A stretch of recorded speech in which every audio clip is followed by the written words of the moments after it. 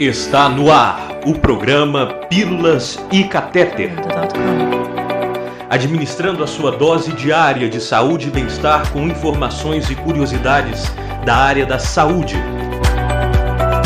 Este programa é uma produção do Serviço de Mídia e Extensão em parceria com o Hospital de Clínicas da UFTM para a Rádio nas Nuvens.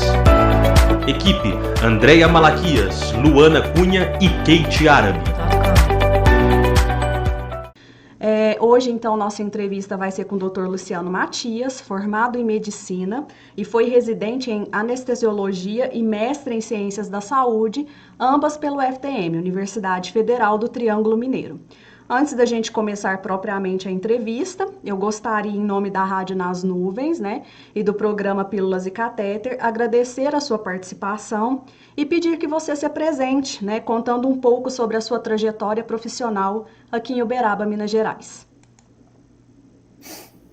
Primeiramente, agradecer o convite do pessoal do UFTM para estar falando um pouquinho sobre anestesiologia.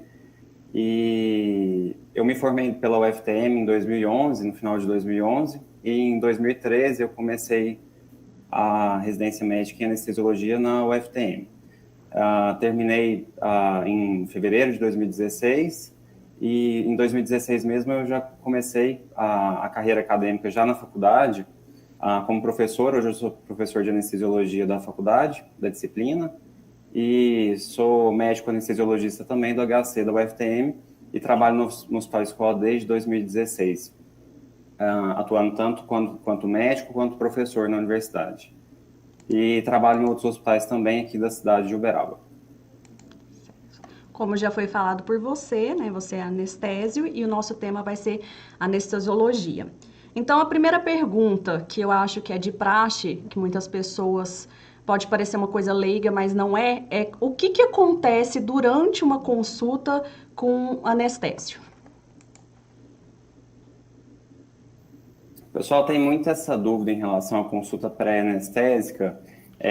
Eu acho que não é muito mérito da discussão aqui, mas o anestesista ele tem até algumas abordagens um pouco diferentes. O anestesista ele pode atuar em dor, então uma consulta com o anestesista poderia ser em relação à dor crônica, por exemplo, que é uma sub-área da anestesiologia. Então, alguns anestesiologistas eles acabam partindo para essa área e tratando de pacientes para dor crônica. Mas, assim, grande parte das vezes o anestesiologista é procurado em consultas para fazer a avaliação pré-operatória, que é a avaliação pré-anestésica.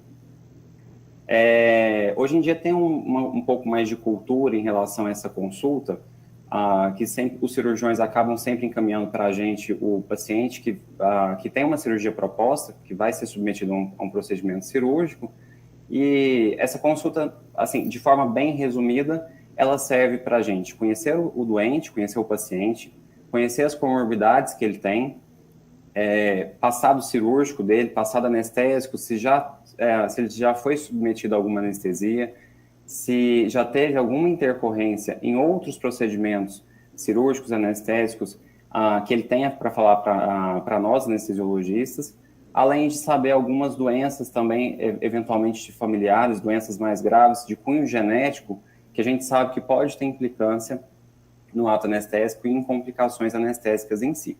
Então, assim, basicamente a consulta pré-anestésica é para a gente conhecer o nosso paciente e evitar complicações no período intraoperatório e trazer para o paciente uma maior segurança em relação ao ato anestésico cirúrgico.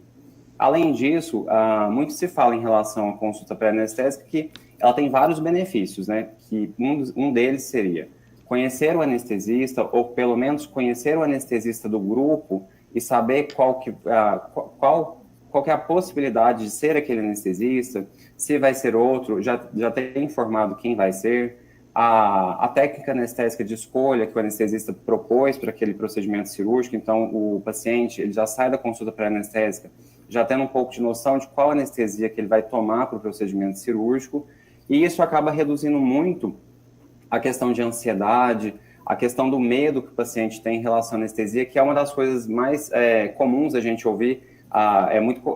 É frequente a gente escutar a seguinte frase: eu não tenho medo tanto da cirurgia, eu tenho mais medo da anestesia. E a consulta pré-anestésica, na verdade, ela trouxe um pouco mais de segurança para o paciente e um pouquinho de contato entre o anestesista e o paciente, de forma que ele consegue ficar com menos medo, ele fica mais tranquilo em relação ao procedimento em si e o procedimento anestésico, que popularmente o pessoal tem tanto medo. E o ato anestésico, ele é atribuição exclusiva do médico especialista ou não? Hoje, pela regulamentação do Conselho Federal de Medicina, o ato anestésico ele é atribuído ao anestesiologista. Então, um procedimento que vai ser feito, uma anestesia, ele tem que ser feito por um profissional que seja qualificado, e esse profissional qualificado, ele é o médico anestesiologista. Hoje, só a título de curiosidade para quem estiver escutando, e até para o ambiente acadêmico também, existem duas formas de você se tornar anestesiologista no Brasil. Uma das formas é pelo Ministério da Educação, pelo MEC, que a partir de um programa de residência médica, pelo Conselho Nacional de Residência Médica, você faz o programa de residência médica em anestesiologia e ao final dos 3 anos você ganha o título de anestesiologista pelo MEC. A outra forma que nós temos também de se formar como anestesiologista, o médico ele ingressa num programa, num centro de ensino e treinamento, que é credenciado pela Sociedade Brasileira de Anestesiologia e também com a mesma duração também do programa de residência médica, que são 3 anos. Ao final desses 3 anos, ele se torna especialista em anestesiologia também, anestesiologista, com um título reconhecido pela Associação Médica Brasileira. Então, existem essas duas maneiras, essas duas formas de se tornar anestesiologista a partir da graduação da medicina. Acredito que essa pergunta, até por você, além de ser médico, professor, também deve ser recorrente. Em que momento, né, se inicia e se encerra a responsabilidade, então, desse profissional, desse médico anestesiologista, pela prática do ato anestésico? Essa é uma pergunta frequente, inclusive, de alunos. Responsabilidade nossa é a partir do momento que o paciente vai na consulta pré-anestésica, que é até uma coisa que era bom a gente ter falado na primeira pergunta.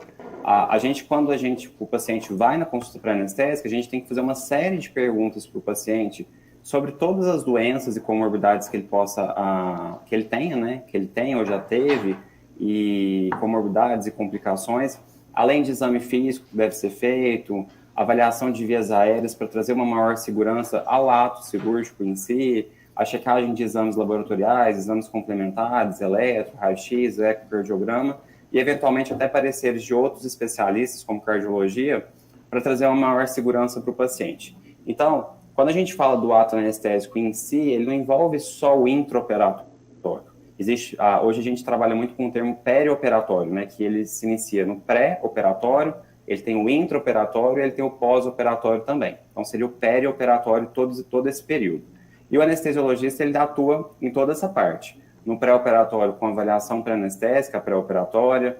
No intraoperatório, obviamente, que é onde muitas pessoas lembram da gente, que é o ato em si, né, o ato anestésico em si. E depois, quando termina o procedimento cirúrgico, que o paciente vai para a sala de recuperação anestésica, é importante que o médico anestesiologista esteja com ele até o momento da alta do paciente para a enfermaria, e aí, quando ele vai para a enfermaria, já significa que o paciente já consegue manter os seus sinais vitais, suas funções vitais de forma preservada, com segurança para ele ir para a enfermaria. Você falou muito da questão do medo, né? As pessoas têm medo da anestesia. E aí agora você falou um pouco dessa questão da responsabilidade do médico e que é feita toda uma avaliação. Então, assim, eu acredito que exista uma classificação de risco para essa anestesia. Quem que faz isso? Como que é feito? Na classificação, na consulta pré-anestésica, depois de todas as perguntas que nós fazemos para o paciente, que é uma série de perguntas, normalmente os roteiros não são iguais para todos os serviços de anestesia, mas assim, quase todos eles seguem mais ou menos a mesma base de perguntas de todos os órgãos e sistemas do corpo humano. A partir dessa interpretação, dessa consulta, dos exames laboratoriais, do exame físico, Todos os anestesiologistas, eles traçam o fim da consulta com uma classificação que ela foi proposta pela Sociedade Americana de Anestesiologia, que é uma classificação que se chama classificação de ASA. E a classificação de ASA, ela classifica o paciente de ASA 1 a ASA 6, então ela tem essas 6 classificações, e é a partir das comorbidades que o paciente tem, se são controladas, se não são controladas, se são graves, ou se o paciente está já num estado um pouco mais grave, se seria uma medida heróica o procedimento cirúrgico para aquele paciente específico, a gente classifica esse paciente de acordo com ASA 1, ASA 2, ASA 3, ASA 4, ASA 5. O ASA 6 é aquele paciente que já está com morte encefálica e que vai para o centro cirúrgico para doar órgãos, então é o doador de órgãos. E essas classificações de ASA, elas têm implicadas a relação de mortalidade em relação ao procedimento cirúrgico.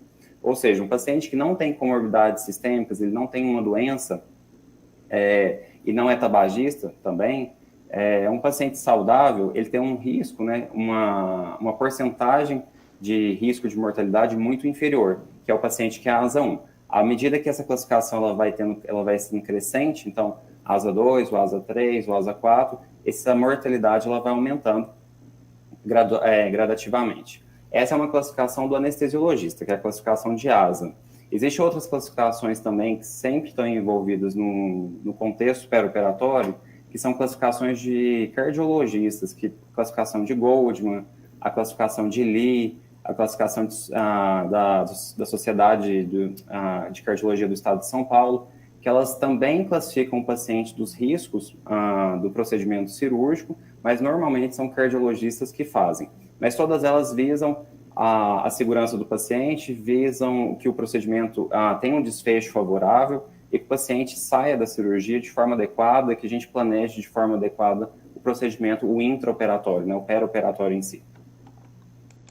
Ainda falando dessa avaliação pré-anestésica, quais as informações, assim, então, que precisam, de fato, ser coletadas, que não podem ficar de maneira alguma fora de uma avaliação pré-anestésica?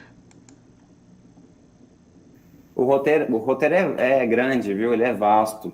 A gente passa desde doenças de sistema nervoso central. Então, assim, são uma série de perguntas que a gente faz para o paciente. Se já teve uma crise convulsiva, se já teve um AVC prévio, se o paciente tem já teve algum outro tipo de doença do sistema nervoso central.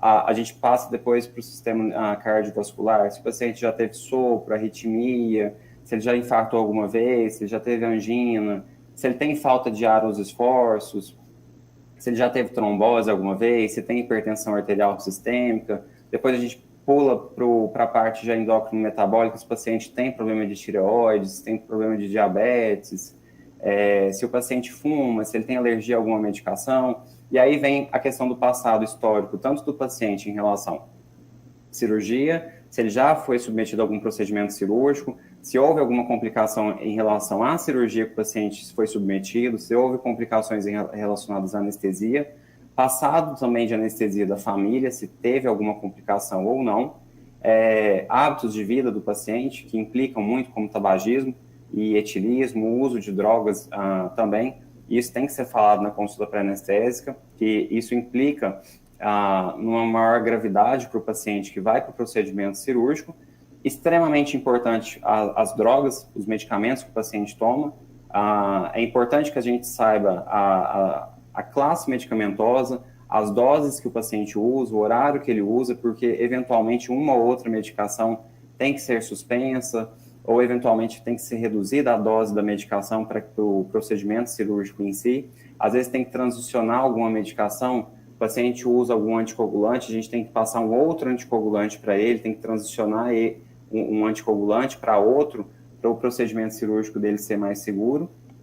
O exame físico todo que é feito, o exame físico geral, e é extremamente importante que o anestesista, é até uma obrigação nossa, a avaliação das vias aéreas do paciente como forma de predizer, né, um preditor de via aérea, que a gente fala, para aqueles pacientes que vão ser submetidos tanto a bloqueios neuroaxiais ou anestesia geral, para o risco do paciente, a partir do momento que a gente faz uma previsão de uma via aérea difícil, a gente acaba se resguardando com materiais e dispositivos para caso o paciente realmente seja uma via aérea difícil, que a gente consiga manejar essa via aérea dele de uma forma mais adequada.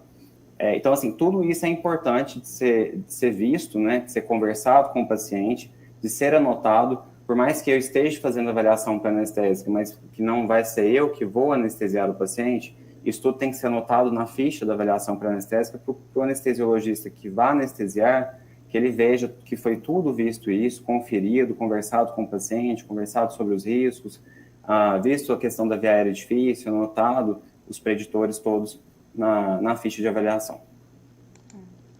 Acho que essa resposta sua foi fundamental, porque muitas vezes o próprio paciente desmerece uma avaliação, às vezes ele não fala os fatos em si que aconteceram, o que acontece com ele, não passa um histórico correto, e às vezes o próprio familiar, que é responsável por um paciente, que não responde por si. Por isso eu acho que essa foi uma das perguntas, assim, bem importantes, porque isso é fundamental para o trabalho de vocês e para o trabalho da equipe médica durante e depois da cirurgia também, para conseguir acompanhar esse paciente, certo?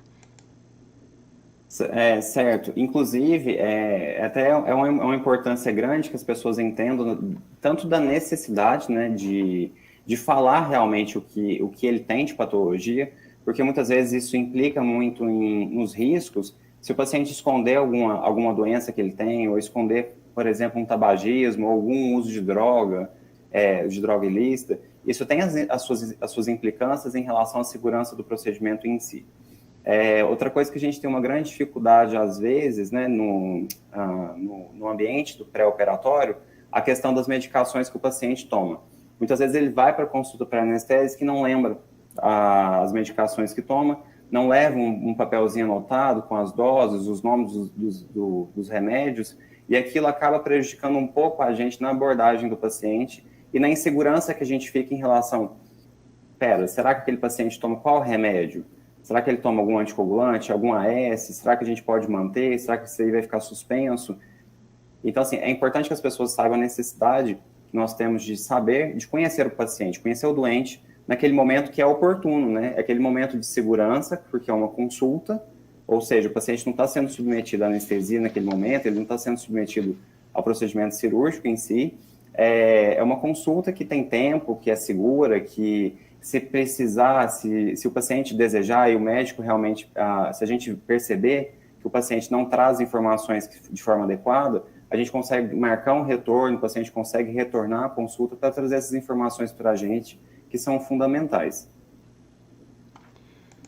E aqui é uma pergunta base, mas muitas pessoas não compreendem ainda. Quais são os tipos de anestesia que existem, né? E eu acredito que você deve ouvir muito essa pergunta: doutor, eu não vou fazer essa anestesia não, porque isso aí não é seguro. Então, qual é a mais segura, se é que tem essa questão de uma ser mais segura que a outra?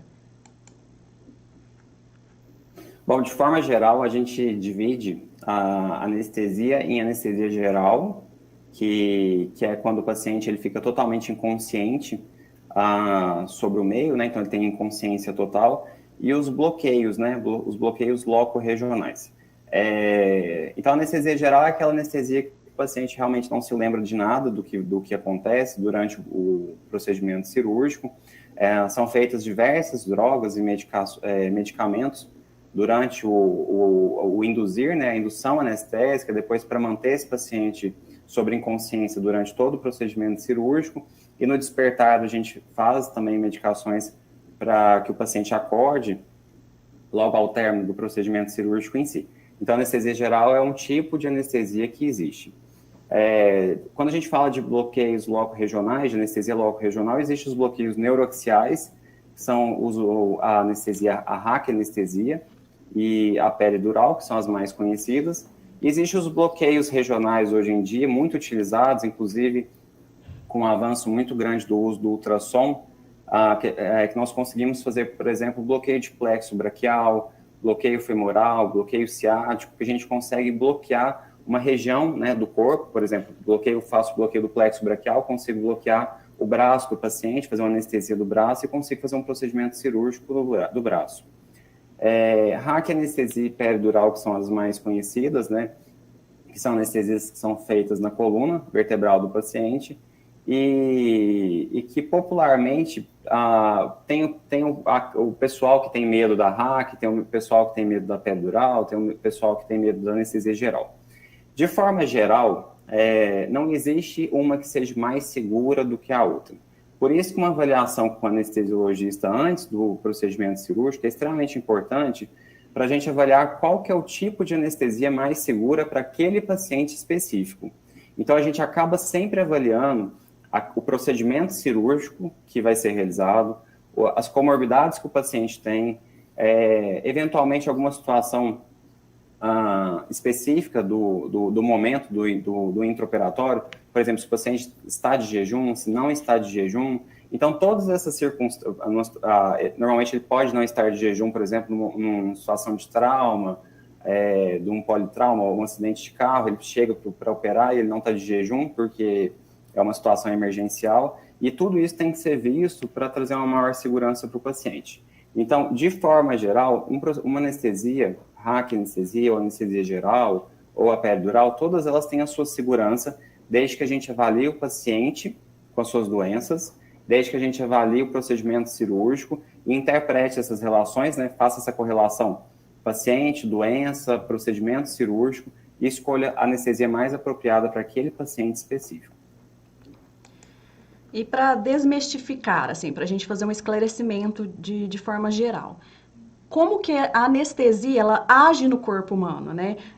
Tem algum efeito no sistema nervoso? Você, como médico, pode explicar um pouco melhor para a gente, que às vezes fica com essa dúvida, porque a gente escuta muita coisa sobre anestesia e sabe muito pouco. Então, é a oportunidade da gente estar aprendendo. As anestesias, elas são diferentes, então, né? Então, a anestesia geral, a gente pode chegar à inconsciência existem os princípios de anestesia geral, que seria trazer analgesia, tirar a dor do paciente, manter ele na inconsciência, então tirar a consciência dele, que seria a hipnose, e fazer o relaxamento neuromuscular, que é deixar o paciente imóvel durante o procedimento cirúrgico. Existe uma série de medicamentos que a gente administra no paciente de forma venosa, então a gente funciona uma veia do paciente e faz esses medicamentos para conseguir atingir esses 3 princípios de analgesia, hipnose e o bloqueio neuromuscular. Essas medicações, cada uma delas vai agir, né, num sítio, num receptor do corpo humano, mas de forma geral a analgesia e a hipnose, né, os hipnóticos, que trazem a inconsciência, eles atuam no sistema nervoso central de forma a trazer, a tirar a sensação de dor do paciente, ou seja, a analgesia. O paciente não vai ter a sensação álgica do procedimento cirúrgico, ele não vai ter a sensação de dor do procedimento cirúrgico, e as medicações dos hipnóticos vão atuar nos receptores do sistema nervoso central, grande parte deles atuam nos receptores GABA, e grande maioria deles, trazendo com que o paciente fique sob forma de inconsciência, ou seja, ele não vai ter consciência do meio do intraoperatório.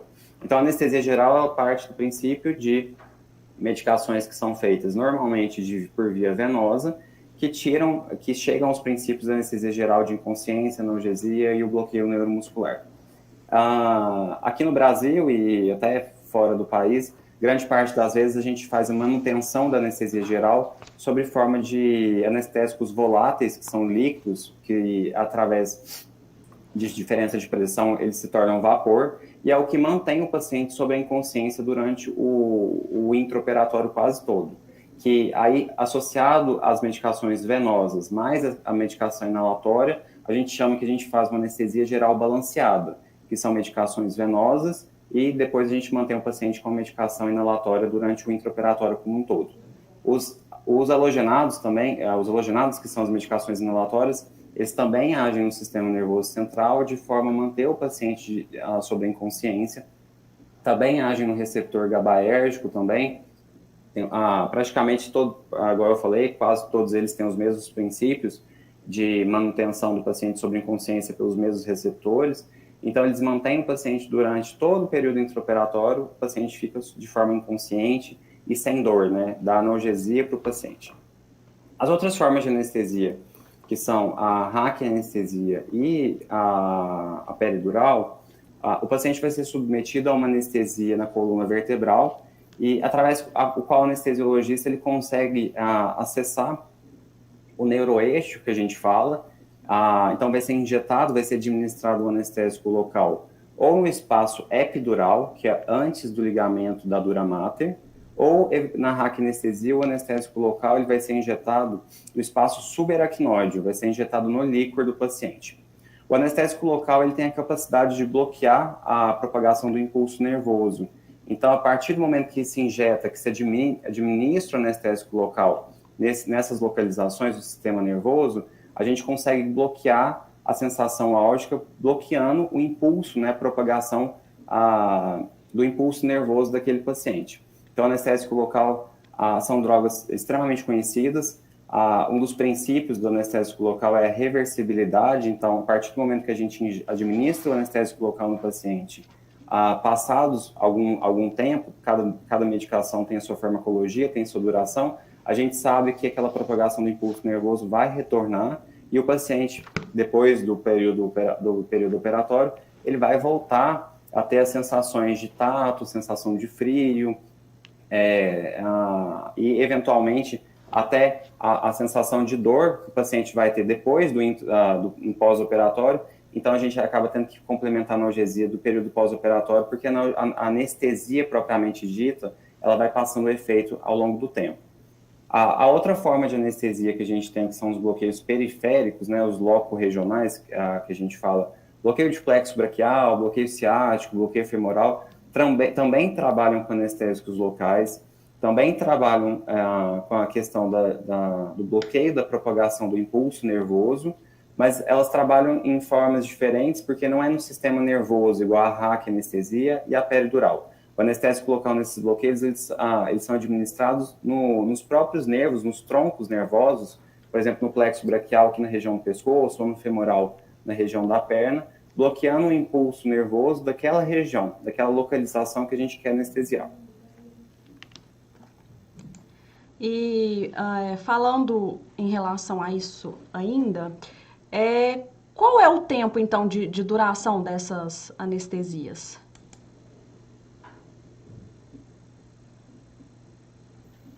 Essa pergunta é frequente e principalmente em relação à anestesia geral. O pessoal pergunta sempre quanto tempo dura. Da anestesia geral ela dura o tempo necessário para o procedimento cirúrgico. Então, se o procedimento cirúrgico durar 2 horas, ela vai durar... A gente consegue manter o paciente anestesiado 2 horas. Se o procedimento cirúrgico durar 4, 5, 6, 8 horas, um transplante que dura muito tempo, aí, às vezes 10 horas de cirurgia, durante todo esse tempo o paciente vai manter, né, anestesiado, mantido sob inconsciência durante todo esse tempo, porque o efeito do anestésico, ele continua a partir do momento que a gente vai administrando drogas durante todo o período intraoperatório. Os bloqueios, a raquianestesia e os bloqueios loco-regionais, bloqueio femoral, bloqueio de plexo braquial, a gente faz uma administração do anestésico local e a gente sabe que os anestésicos eles têm o seu tempo de duração.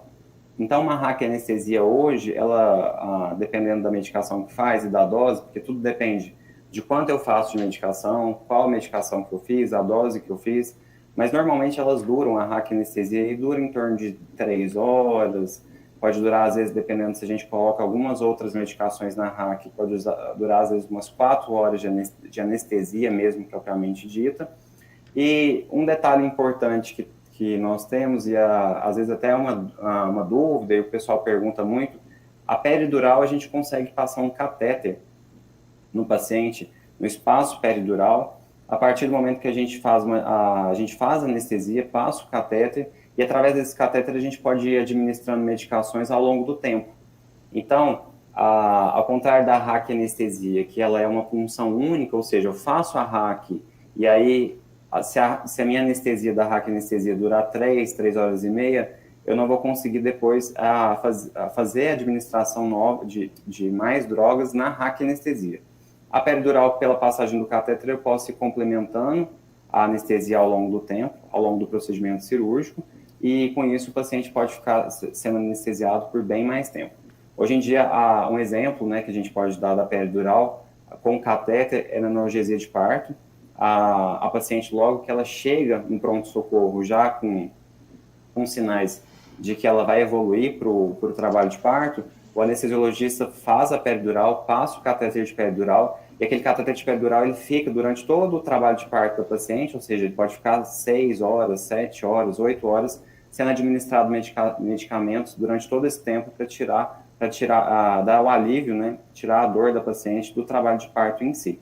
Então, de forma geral, a gente consegue prever muito o tempo cirúrgico pela experiência que a gente tem em relação tanto à cirurgia, ao cirurgião também, e a partir disso a gente traça qual que é a melhor anestesia para o paciente, para a gente manter o paciente anestesiado durante todo o tempo que precisa. Então, a gente sabe que a anestesia ela vai durar o tempo necessário que o procedimento cirúrgico tem que ser realizado. Aí acredito eu que vem assim uma nova dúvida, né, em quem vai tomar uma anestesia. Que eu já escutei isso de pessoas próximas a mim que precisaram tomar. Mas, nossa, quais vão ser as sensações, os efeitos que eu vou ter quando eu retornar dessa anestesia? Eu vou ter calafrio, eu vou ter isso? Então, mais uma vez, para esclarecer as dúvidas da população, quais são esses efeitos de retorno da anestesia? Esses efeitos eles são muito individualizados para cada paciente. Existem alguns bem comuns e que o pessoal às vezes acaba reclamando um pouco. Os calafrios, né, o frio, o tremor, né, eventualmente a gente até pergunta para o paciente se ele está com frio, ele está tremendo muito. Isso acaba acontecendo um pouco pela perca de temperatura do intraoperatório na sala cirúrgica. Quem já teve a oportunidade de ir numa sala de cirurgia sabe que as salas cirúrgicas elas são frias por conta de ar-condicionado, existe administração de líquidos, né, volume de soro para o paciente durante o intraoperatório que acaba diminuindo um pouco a temperatura do paciente, às vezes exposição de órgãos, de alças intestinais também, que existe essa perca de temperatura para o meio ambiente, então o paciente acaba tendo uma redistribuição tanto de calor por conta da anestesia geral, por exemplo, e uma perca do termostato do paciente por conta da anestesia geral. Além disso, a perda de calor em relação ao meio, ao ar-condicionado da sala, a exposição de alças intestinais, por exemplo, reposição volêmica. E aí o paciente acaba indo, às vezes, para a sala de recuperação anestésica, que fica com muito tremor, aqueles calafrios, e aí é uma coberta, outra coberta, outra coberta. Isso acaba melhorando logo depois da cirurgia, e conforme o paciente vai voltando, e ele vai ficando mais acordado, isso aí vai melhorando, vai se tornando bem mais tranquilo da gente abordar com o paciente. Mas isso é uma queixa, inclusive, bem frequente dos pacientes em relação à anestesia. Outra queixa frequente que as pessoas têm é em relação a náuseas e vômitos no pós-operatório. Isso já é bem conhecido, estabelecido, inclusive em literatura, os fatores de risco que tem em relação a náuseas e vômitos pós-operatórios. Alguns tipos de cirurgia são mais propensas ao paciente ficar mais enjoado depois da cirurgia videolaparoscópica, a mulher tem mais enjoo no pós-operatório imediato, o uso de medicações opioides também, opiáceos, também levam a paciente a ficar mais enjoada no pós-operatório. Então, existe uma série de fatores que a gente sabe que são fatores de risco do paciente ter mais enjoo no período pós-operatório e ficar vomitando no pós-operatório imediato em si. Outro medo que as pessoas têm e perguntam muito em relação à dor, né? A hora que eu acordar da anestesia, eu vou sentir dor? Assim como a náuseas e vômitos do pós-operatório, o anestesiologista, no intraoperatório, ele já aborda, né, tanto faz medicações para o paciente não vir a ter o enjoo, né? A gente faz medicações para o paciente não evitar que o paciente fique vomitando no pós-operatório imediato, como nós fazemos medicações já no finalzinho da cirurgia, para que o paciente não tenha dor no pós-operatório imediato também, e que ele consiga ficar no pós-operatório mais tranquilo, sem dor. De forma geral, é uma das 3 coisas que as pessoas mais perguntam, e são as queixas mais frequentes, que é o tremor realmente do pós-operatório imediato. As pessoas reclamam muito do enjoo do pós-operatório, e também as pessoas têm muito medo dessa dor do pós-operatório imediato, ficam extremamente receosas eu vou ter dor, eu vou sentir muita dor depois, e a gente aborda isso de uma forma muito tranquila no intraoperatório, fazendo medicações já, prevendo que o paciente possa vir ter dor no pós-operatório imediato. E quais são as intercorrências que podem acontecer durante o ato cirúrgico envolvendo a anestesia em si? Bom, pergunta ampla essa daí, né? Isso aí é quase um capítulo de um livro inteiro, na verdade. No intraoperatório, inclusive, isso é um dos motivos do porquê que se existe avaliação pré-anestésica. Intercorrências podem acontecer diversas no ambiente intraoperatório. Então, por isso que conhecer o paciente, saber as patologias, me traz uma segurança maior para que se evite, né, essas intercorrências durante o procedimento cirúrgico em si. Mas, de forma geral, hoje em dia, né, atualmente, nós temos uma segurança muito grande em relação ao procedimento cirúrgico por conta da monitorização que existe nos centros cirúrgicos. Atualmente, o paciente ele mantém, durante o ato anestésico, né, o procedimento cirúrgico anestésico, ele fica com pressão arterial não invasiva, a aferição da pressão durante todo o tempo, monitorização da oximetria durante todo o tempo. A gente mantém o paciente com monitorização do ritmo cardíaco durante todo o tempo. Quando o paciente está sob anestesia geral, ele fica com a monitorização também da ventilação do paciente durante todo o tempo da anestesia geral. Então, assim, são monitores que nos trouxeram seguranças para evitar que o paciente tenha complicações do intraoperatório. Cada um desses monitores, e além outros monitores também, auxilia muito nessa redução de complicações, porque antigamente, quando não tinha essa monitorização, a gente sabe que o paciente, por exemplo, poderia evoluir para uma arritmia cardíaca no intraoperatório, mas não existia um monitor cardíaco específico, não tinha aquela monitorização eletrocardiográfica durante todo o período da cirurgia, e o paciente acabava complicando. Outra complicação frequente em anestesia, que é a queda da pressão, a hipotensão arterial. A partir do momento que eu tenho uma monitorização adequada, o paciente está sendo monitorizado da pressão, existe aquelas aferições de pressão durante todo o procedimento cirúrgico, a gente acaba fazendo medicações para evitar que o paciente fique hipotenso, e a gente acaba conseguindo atingir o nosso alvo de pressão arterial, que é ideal para o paciente, né, que é o melhor para o paciente, evitando mais complicações relacionadas à hipotensão. Da mesma forma como o anestesiologista ele usa sedativos, ele usa medicamentos que deprimem a respiração do paciente, a monitorização da oximetria ela me traz muita segurança em relação a essas medicações que também são feitas, porque eventualmente o paciente pode ter uma depressão respiratória, ele pode diminuir um pouco a sua frequência respiratória, mas o monitor acaba ajudando muito a gente, caso a gente precise intervir em alguma complicação específica em si. De forma geral, assim, bem resumido, seria isso. Uma complicação que é bem frequente, que as pessoas acabam relatando, e muita gente fala em relação à anestesia, é a hipotensão. A queda da pressão arterial, tanto na anestesia geral como nos bloqueios de neuroeixo, na RAC, na peridural, é frequente, porque a gente acaba bloqueando o simpático do paciente, a gente bloqueia as vias de estímulo simpático, e o paciente logo depois que faz anestesia, a pressão arterial sempre cai um pouco, mas hoje com a monitorização isso é bem tranquilo, né, de lidar. O anestesiologista ele tem um cuidado grande em relação a isso, que a gente aborda o paciente com medicações que a gente consegue fazer com que a pressão do paciente vá subindo durante o intraoperatório e mantenha aquele valor de pressão basal que é o ideal para o paciente. Como você disse, esse assunto renderia um livro, mas você falou aqui resumidamente, né, de vários recursos que hoje são usados e que vem melhorando muito essa questão tanto da anestesia quanto do ato cirúrgico. Então, assim, quais os avanços, né, que assim, podem ser mais notados na anestésio ao longo do tempo, assim?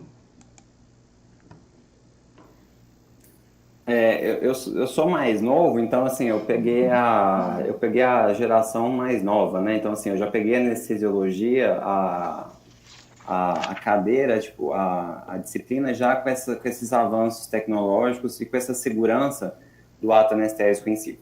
É bacana a gente conversar com os médicos anestesiologistas que são mais velhos, e que contam para a gente como que era a anestesia antigamente, antigamente que a gente fala há 20, 30 anos atrás. Então, assim, não é tanto tempo atrás.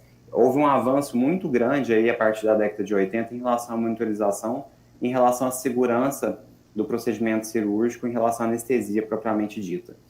É importante que a gente saiba, em relação à anestesia, sempre, que esses avanços, eles sempre vieram para trazer segurança para o paciente. Então, a oximetria que surgiu por volta da década de 80 é extremamente importante.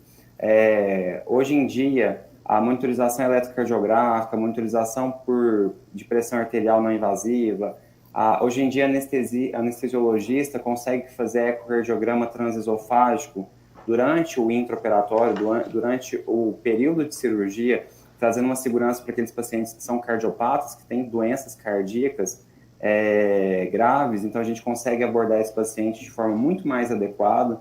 Então, esses avanços todos, eles trouxeram muitas seguranças para a gente, da parte de monitorização. Outro avanço que teve também em anestesia foi em relação às drogas.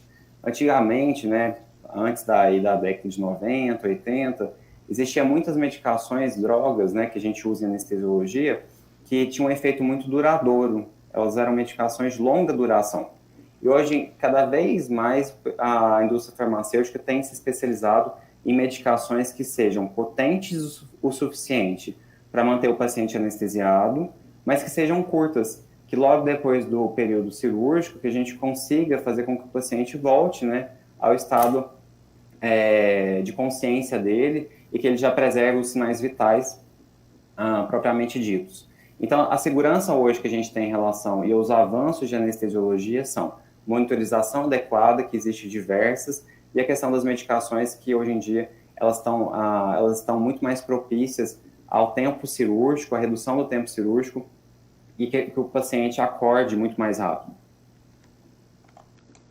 Então, hoje, a gente pode falar, devido, assim, a gente ser notório, até pela sua fala, pela sua experiência, que é muito mais seguro essa questão da anestesia, pelos recursos que a gente tem, que muitas dessas coisas que são faladas são mitos sobre essas sequelas que a anestesia causa. Você acha que isso é um fato ou um fake? Existem muitos mitos, isso deve ser desmistificado ou não? O que tem muito de história, na verdade, o que acaba passando às vezes até de geração familiar, é que houve muitas complicações aí antes dessa monitorização adequada, dessas drogas hoje otimizadas, que foi o que eu falei na pergunta anterior. Então, a população fala muito de complicações e, eventualmente, tem sempre aquele parente que tem alguma história para contar de algum procedimento cirúrgico familiar que foi feito e que houve uma complicação da anestesia propriamente dita e que, às vezes, a gente vai esmiuçar e vai entender o que aconteceu e, às vezes, foi por volta de 1970, 1975, que foi uma época que não existia tanto esse avanço tecnológico em relação ao que eu falei de monitorização e de medicações em si.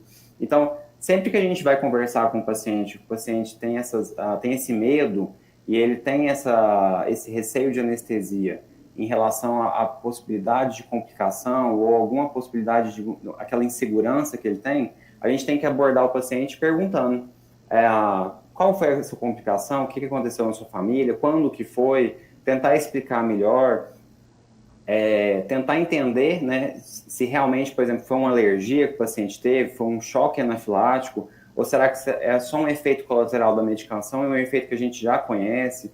Então, hoje, a anestesia, ela é segura a partir do momento que a gente tem uma avaliação pré-anestésica, que a gente conhece o paciente, a partir do momento que a gente faz um procedimento cirúrgico anestésico com equipamentos que são seguros para o paciente, que a gente faça a checagem daqueles equipamentos todos e que todos estejam funcionantes e que o médico que esteja fazendo anestesia seja especialista, né? Tenha competência suficiente para realizar aquele ato anestésico.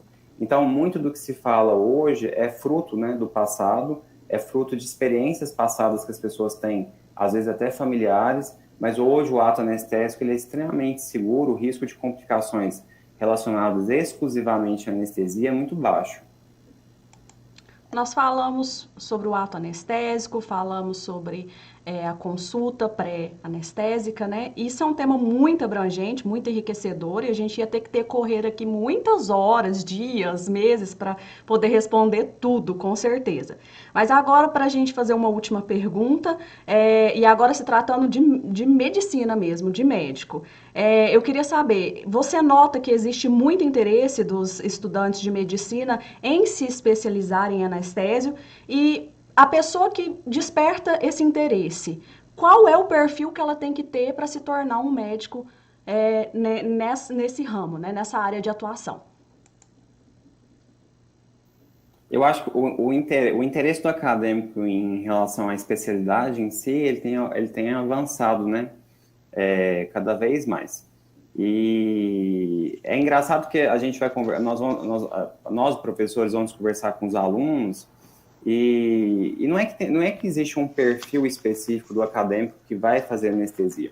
Eu vejo hoje a minha especialidade como uma especialidade que eu consigo atuar tanto em áreas diferentes, igual eu falei, existe a medicina de dor, existe a sub-área de cuidados paliativos, existe o anestesiologista propriamente dito, do ato anestésico em si. Então, a gente consegue atuar, às vezes, em diferentes vias, né, de linhas de frente, em relação à nossa especialidade. Mas, principalmente, o que a gente sempre conversa com o aluno e conversa com aquele acadêmico que pensa em fazer anestesia, é que o anestesiologista ele trabalha com o corpo humano de forma geral. A gente tem que ter noções de sistema nervoso central, tem que ter noções de sistema cardiovascular, tem que ter a noção de sistema endócrino, de sistema renal. A gente tem que saber fazer procedimentos nos pacientes, como a RAC, a peridural, a intubação orotraqueal, propriamente dita, né, que é extremamente comum no nosso ambiente do centro cirúrgico. Então, eu vejo a nossa especialidade como uma especialidade completa em relação ao conhecer da fisiologia do paciente. O médico anestesiologista ele tem que saber muito a parte de fisiologia humana, né, a parte de fisiologia médica ali, e isso é muito enriquecedor para a gente, e quem gosta realmente de medicina e não quer se especializar numa sub-área específica, eu só quero saber aquele detalhe, quer ser subespecialista em uma parte só, acaba que o anestesiologista ele tem esse conhecimento abrangente, né, do corpo humano de forma geral. E eu vejo que grande parte dos acadêmicos que procuram e que eles querem realmente fazer essa especialidade que tem essa abrangência maior em relação ao corpo humano. E algumas outras coisas específicas que os acadêmicos às vezes percebem na anestesiologia em relação a ritmo de trabalho, a forma como que a gente trabalha em relação ao hospital, que o anestesiologista está muito ligado à parte hospitalar, não tem tanto aquela relação mais ambulatorial, a gente faz ambulatório, mas não é o nosso carro-chefe, nosso carro-chefe realmente é o intra-hospitalar em si. Então, a gente vai vendo que é um perfil que o acadêmico vai traçando. Eu acho que ele vai se inspirando muito em professores e docentes e na vivência em relação à parte acadêmica em si. E aqui na UFTM, realmente existe um grande número de acadêmicos, né, de formandos, que fazem anestesiologia. Sempre, quase toda a turma tem em torno aí de 5 pessoas, mais ou menos, que fazem anestesia aí nos diversos lugares do país. De curiosidade, a minha turma, né? Minha turma era de 40 alunos, nós somos quase 10 anestesistas na minha turma. Então, é um número muito grande, né? Em torno aí de 25% da minha sala fez anestesia.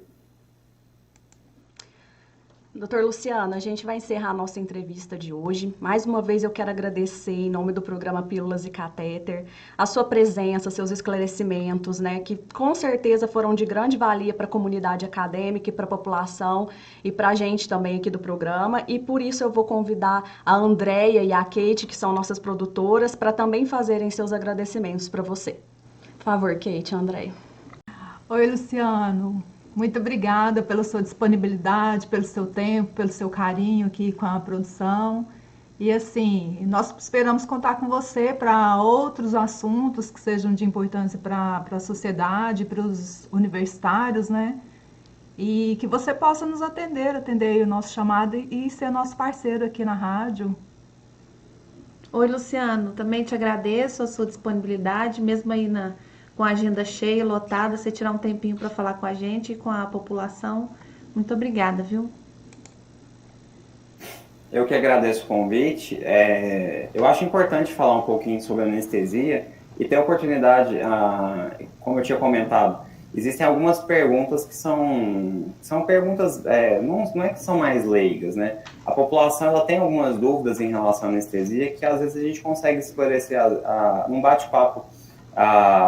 Eventualmente uma aula é muito mais complexa e às vezes a gente acaba abordando de forma muito, muito médica a anestesiologia, e às vezes as perguntas da população são mais simples, né? São perguntas às vezes bem simples e medos que os pacientes têm em relação à anestesia. Obrigado a vocês pelo convite, obrigado por estar participando do projeto de extensão da faculdade. Como ex-aluno da faculdade, né, que sou, e eu participei muito de proestes aí da vida, eu fico muito feliz, na verdade, de participar e colaborar com vocês, viu? Assim, se vocês tiverem outra oportunidade, eu fico agradecido pelo convite. Com certeza a gente vai ter mais oportunidades. Até uma próxima entrevista. Tchau, tchau, viu? Tchau.